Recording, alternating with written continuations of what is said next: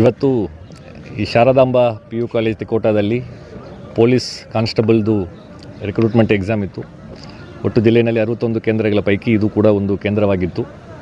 ಬೆಳಗ್ಗೆ 9:15ಗೆ ಅಲ್ಲಿ ಟೈಮಿಗೆ ಇಲ್ಲಿ ಬಂದು ಪ್ರಶ್ನೆ ಪತ್ರಿಕೆಗಳು ರೀಚ್ ಆಗಿದ್ದು, ತದನಂತರ ಇಲ್ಲಿ ಸೆಂಟರ್ ಸೂಪರ್ವೈಸರು SOP ಪ್ರಕಾರ ಆ ಪೇಪರ್ಸ್ಗಳನ್ನು ಕ್ವೆಶ್ಚನ್ ಪೇಪರ್ಸ್ಗಳನ್ನು ಪ್ರತಿಯೊಂದು ಕೊಠಡಿನಲ್ಲಿರುವಂಥ ವಿದ್ಯಾರ್ಥಿಗಳಿಗೂ ಕೂಡ ಅದನ್ನು ಕೊಟ್ಟು ಓಪನ್ ಮಾಡಿ ಫಸ್ಟ್ ಡಿಸ್ಟ್ರಿಬ್ಯೂಟ್ ಮಾಡಿದ್ದಾರೆ. ತದನಂತರ OMR ಶೀಟ್ಗಳು ಕೂಡ ಅದರ ಡಿಸ್ಟ್ರಿಬ್ಯೂಷನ್ ಆಗಿದೆ. ಆ ಸಂದರ್ಭದಲ್ಲಿ ಕೆಲವು ವಿದ್ಯಾರ್ಥಿಗಳು ಅವರಿಗೆ ಕೊಟ್ಟಿರುವಂಥ OMR ಶೀಟ್ನಲ್ಲಿರುವಂಥ ನಂಬರು ಮತ್ತು ಪ್ರಶ್ನೆ ಪತ್ರಿಕೆಯಲ್ಲಿರುವಂಥ ನಂಬರು ಹೊಂದಾಣಿಕೆ ಆಗ್ತಾಯಿಲ್ಲ ಅನ್ನುವಂತಹ ಒಂದು ಕಾರಣ, ಅವರು ನಾವು ಪರೀಕ್ಷೆ ಬರೆಯಲ್ಲ, ಇದು ಒಂದಕ್ಕೊಂದು ತಾಳೆ ಆಗ್ತಾಯಿಲ್ಲ ಅಂತ ಹೇಳಿ ಕೆಲವು ಜನರು ಆ ಪ್ರಶ್ನೆ ಪತ್ರಿಕೆ ಎಲ್ಲ ಮಾಡಿ ಹೊರಗಡೆ ಬಂದುಬಿಟ್ರು. ಹೊರಗಡೆ ಬಂದಾದ ಮೇಲ್ಗಡೆ ಇಲ್ಲಿ ಸೆಂಟರ್ ಸೂಪರ್ವೈಸರು ಮತ್ತು ಚೀಫು ಎಲ್ಲರೂ ಈ ರೀತಿಯಾದಂತಹ KEA SOP ಪ್ರಕಾರ ಒಂದು ಪ್ರಶ್ನೆ ಪತ್ರಿಕೆ ಮತ್ತು ಅದರಲ್ಲಿ ಏನು OMR ಸಪ್ರೇಟ್ ಇರ್ತದೆ, ಅದು ಎರಡಕ್ಕೂ ಕೂಡ ಒಂದೇ ನಂಬರ್ ಇರಬೇಕಂತ ಇಲ್ಲ. ಕ್ವಶನ್ ಏನು ಪೇಪರ್ ಇರ್ತದೆ ಅದರಲ್ಲಿ ಬೇರೆ ಬೇರೆ ವರ್ಷನ್ ಕೋಡ್ ಇರ್ತದೆ, A1 A2 A3 B1 B2 B3 ಅಂತ ಹೇಳಿ.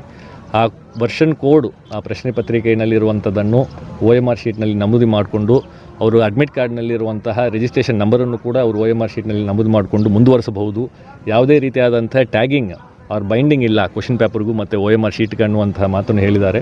ಬೇರೆ ಬೇರೆ ಕಡೆಯೂ ಈ ರೀತಿಯಾದಂತಹ ಒಂದು ಗೊಂದಲ ಇದ್ದಾಗ ಅಲ್ಲಿರುವಂತಹ ಸೆಂಟರ್ ಸೂಪರ್ವೈಸರ್ಸ್ ಆ್ಯಂಡ್ ಚೀಫ್ಸ್ ಅದನ್ನು ಹೇಳಿದ ಮೇಲ್ಗಡೆ ವಿದ್ಯಾರ್ಥಿಗಳು ಮುಂದುವರಿಸಿಕೊಂಡು ಪರೀಕ್ಷೆಯನ್ನು ಬರೆದು ಸ್ಮೂತಾಗಿ ಕಂಪ್ಲೀಟ್ ಮಾಡಿದ್ದಾರೆ.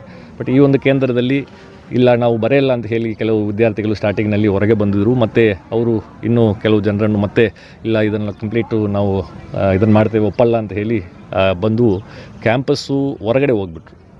ಸೊ ಕ್ಯಾಂಪಸ್ಸು ಹೊರಗಡೆ ಹೋಗ್ಬಿಟ್ರು. ಆದಾಗ್ಯೂ ಇಲ್ಲಿ ಶಾಂತಿಯುತವಾಗಿ ಸುಮಾರು 117 ವಿದ್ಯಾರ್ಥಿಗಳಿಗಿಂತ ಹೆಚ್ಚಿಗೆ ವಿದ್ಯಾರ್ಥಿಗಳು ಆ ಪರೀಕ್ಷೆಯನ್ನು ಬರೆಸ್ಕೊಂಡು ಬಂದಿದ್ದಾರೆ. ಮತ್ತು ಇವರು ಹೊರಗೆ ಹೋಗಿರುವಂಥ ವಿದ್ಯಾರ್ಥಿಗಳು ಮತ್ತು ಇಲ್ಲಿ ಪೊಲೀಸ್ ಸಿಬ್ಬಂದಿಗಳು ಅವರು ಮತ್ತೆ ನಾವು ಒಳಗಡೆ ನಮಗೆ ಅಲೋ ಮಾಡಬೇಕಂತ ಹೇಳಿ ಒಂದು ಅಲ್ಲಿ ಗಲಾಟೆ ಆದಾಗ ಇಲ್ಲಿ ಇಲ್ಲಿ ಪ್ರಿಮೈಸಸ್ ಬಿಟ್ಟು ಹೊರಗಡೆ ಹೋಗಿದ್ದ ನಂತರ ಮತ್ತೆ ಒಳಗಡೆ ಬಂದರೆ ಅದು integrity of the examination process violate ಆಗ್ತದೆ. ಎಕ್ಸಾಮ್ SOPನಲ್ಲಿ ಆ ರೀತಿ ಮಾಡಲಿಕ್ಕೆ ಅವಕಾಶ ಇಲ್ಲ. ಮತ್ತು ಅದು ಪ್ರಾಪರ್ಟಿ ಆಫ್ ದಿ KEA ಆಗ್ತದೆ. ಈಗ ಅಡ್ಮಿಟ್ ಕಾರ್ಡ್ನಲ್ಲೇ ಒನ್ ಆಫ್ ದಿ ಇನ್ಸ್ಟ್ರಕ್ಷನ್ಸ್ ತುಂಬ ಕ್ಲಿಯರ್ ಆಗಿದೆ. ಜನರಲ್ ಇನ್ಸ್ಟ್ರಕ್ಷನ್ಸ್ ಅಂತ ಇಲ್ಲ, ಪ್ರತಿಯೊಂದು ಅಡ್ಮಿಟ್ ಕಾರ್ಡಿನಲ್ಲೂ ಕೂಡ ಇನ್ಸ್ಟ್ರಕ್ಷನ್ಸ್ ಇದೆ. ಯಾವುದೇ ಒಂದು ಕ್ವಶನ್ ಪೇಪರು ಬೇಗ ಮುಕ್ತಾಯ ಆದರೂ ಕೂಡ ಕೆಲವು ಜನರೆಲ್ಲ ಒಂದು ಅರ್ಧ ತಾಸಿನಲ್ಲಿ ಮುಗಿಸ್ತಾರೆ, ಕೆಲವು ಜನರು ಒಂದು ತಾಸಿನಲ್ಲಿ ಮುಗಿಸ್ತಾರೆ. ಆದಾಗ್ಯೂ ಕೂಡ ಲಾಸ್ಟ್ ಬೆಲ್ ಆಗೋ ತನಕ ಅವರು ಸೆಂಟರ್ನಲ್ಲೇ ಕುಳಿತು ಅದನ್ನು ಅವರು ನಮ್ಮ ಸೆಂಟರ್ ಸೂಪರ್ವೈಸರ್ಸ್ ಆ್ಯಂಡ್ ಇನ್ವಿಜಿಲೇಟರ್ಸ್ಗೆ ಒಪ್ಪಿಸ್ಬಿಟ್ಟು ಹೋಗಬೇಕು ಅನ್ನುವಂತಹ ಒಂದು ಸೂಚನೆ ಅದರಲ್ಲಿ ಇದೆ. ಸೊ ಎಕ್ಸಾಮ್ ಕಂಪ್ಲೀಟ್ ಆಗೋದು ಮುಂಚೆ ಯಾವುದೇ KEA ಪ್ರಾಪರ್ಟಿಯನ್ನು ತೆಗೆದುಕೊಂಡು ಹೋಗಲಿಕ್ಕೆ ಅವಕಾಶ ಇರುವುದಿಲ್ಲ. ಆದಾಗ್ಯೂ ಹೊರಗಡೆ ಹೋಗಿದ್ದಾರೆ. ಹೊರಗಡೆ ಹೋಗಿ ಮತ್ತೆ ಇಲ್ಲಿ ಎಕ್ಸಾಮ್ ಬರಿತಾ ಇರುವಂಥ ಕ್ಯಾಂಡಿಡೇಟ್ಸ್ಗಳಿಗೆ ಅವರು ಪ್ರಾಬ್ಲಮ್ ಕ್ರಿಯೇಟ್ ಮಾಡುವಂಥ ರೀತಿಯಲ್ಲಿ ಮತ್ತೆ ನಾವು ಒಳಗಡೆ ಬರ್ತೇವೆ ಅಂತ ಹೇಳಿ ಸ್ವಲ್ಪ ಗೇಟನ್ನೆಲ್ಲ ಪುಷ್ ಮಾಡಿ ಗಲಾಟೆ ಆಗುವಂಥ ಸಂದರ್ಭದಲ್ಲಿ ಪೊಲೀಸ್ ವಿತ್ ಮಿನಿಮಲ್ ಫೋರ್ಸ್ ಅದನ್ನು ಹ್ಯಾಂಡಲ್ ಮಾಡಿದ್ದಾರೆ. ಸೊ ಅದಾದ ನಂತರ ಎಕ್ಸಾಮ್ ಪ್ರಾಸೆಸ್ಸು ಅವ್ರಿಗೇನು ಈ ಒಂದು ಕಮೋಷನ್ನಿಂದ ಅವರಿಗೆ ಟೈಮ್ ಡಿಲೇ ಆಗಿದೆ, ಆ ಟೈಮನ್ನು ಕೂಡ KEA ವತಿಯಿಂದ ಒದಗಿಸಿಕೊಟ್ಟಿದ್ದಾರೆ. ಅದರ ಪ್ರಕಾರ ಇಲ್ಲಿ ಎಕ್ಸಾಮ್ ಬರೀತಾ ಇರುವಂಥ ಕ್ಯಾಂಡಿಡೇಟ್ಸು ಎಕ್ಸಾಮ್ ಪ್ರಾಸೆಸ್ಸನ್ನು ಸಂಪೂರ್ಣಗೊಳಿಸಿ ಆ OMR ಶೀಟ್ಗಳನ್ನು SOP ಪ್ರಕಾರ ಹೀಗೆ ಸೆಂಟರ್ ಚೀಫ್ ಆ್ಯಂಡ್ ಇನ್ವಿಜಿಲೇಟರ್ಗೆ ಕೊಟ್ಟಿದ್ದಾರೆ. ಅದು ಆನ್ವರ್ಡ್ ಪ್ರೋಗ್ರೆಸ್ಸು ಮುಂದೆ KEAಗೆ ಅದನ್ನು ಕಳಿಸ್ಕೊಡುವಂಥದ್ದು ಏನು ಪ್ರಾಸೆಸ್ ಇದೆ ಅದು ನಡೀತದೆ. Sir, OMR sheet question paper ಇತ್ತು ಅಂತ ಹೇಳ್ತಾರೆ. ಇಲ್ಲಿ ಅದನ್ನು ಕೆಲವು ಕೊಠಡಿಗಳಲ್ಲಿ ಆ ರೀತಿಯಾದಂಥ ಆರೋಪಗಳಿದೆ, ಡಿಲೇ ಮಾಡಿದ್ದಾರೆ ಅಂತ ಹೇಳಿಬಿಟ್ಟು ಕೊಡುವಂಥದ್ರಲ್ಲಿ ಡಿಲೇ ಆಗಿದೆ ಅಂತ ಅದನ್ನು ಚೆಕ್ ಮಾಡಿದ್ದೇವೆ. ಬೆಳಗ್ಗೆ 9:15ನೇ ಇಲ್ಲಿ ಕ್ವಶನ್ ಪೇಪರ್ ಬಂದಿದೆ. ಕ್ವಶನ್ ಪೇಪರು ಕೂಡ ಪ್ರತಿ ಕೊಠಡಿಗೂ ಕೂಡ ಅವರು ವಿದ್ಯಾರ್ಥಿಗಳು 4 ಜನರು ಸೈನ್ ಮಾಡಬೇಕು, ಅವ್ರ ಪ್ರೆಸೆನ್ಸ್ನಲ್ಲೇ ಅದನ್ನು ಓಪನ್ ಮಾಡಬೇಕಂತ ಏನು SOP ಇದೆ ಅದರ ಪ್ರಕಾರ ಇಲ್ಲಿ ಮಾಡಿದ್ದಾರೆ. ಒಂದು 5 to 10 ಮಿನಿಟ್ಸ್ ಈ ಗೊಂದಲದಿಂದ ಇದನ್ನು ಮಾಡುವುದು ಬೇಡನೋ ಅನ್ನುವಂಥ ಒಂದು ಡಿಸ್ಟರ್ಬೆನ್ಸ್ ಆಗಿತ್ತು.